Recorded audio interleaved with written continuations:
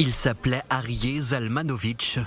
À 86 ans, il était l'otage le plus âgé détenu par le Hamas. Farhan Al-Qadi, libéré cette semaine, l'a vu mourir sous ses yeux en décembre dernier. Après sa remise en liberté, il s'est confié à l'ancien maire de Rahat, ville dont il est originaire. Il a dit que l'un des otages qui était avec lui depuis 2 mois est mort à côté de lui.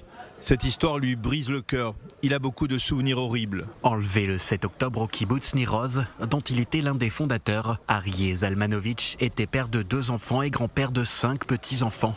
On le voit ici dans la bande de Gaza, malmené et entouré de Palestiniens. Son fils Boaz a déclaré que les 2 détenus étaient très proches. Arié Zalmanovic était malade, Farhan Al-Qadi le soignait et le surnommait son ami juif.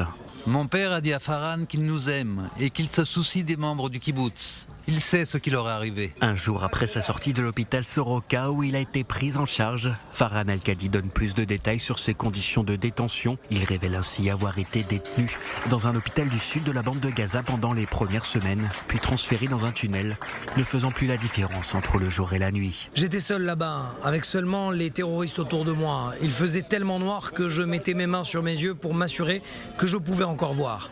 Nourri principalement à base de pain, Farhan Al-Qadi a été blessé.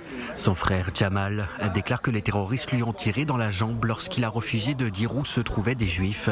Sa blessure aurait été soignée sans anesthésie. Hier soir, de nombreuses festivités ont été organisées à Rahat, dans le Negev, pour le retour de Farhan Al-Qadi. Parallèlement, une polémique a éclaté lorsque la 14e chaîne israélienne aurait déformé les propos de l'ancien otage en affirmant qu'il se considérait palestinien et bédouin, mais pas israélien. Le Conseil des localités bédouines a tenu à clarifier la situation. Selon Farhan Al-Qadi, il n'y a pas de différence entre Israéliens et Palestiniens.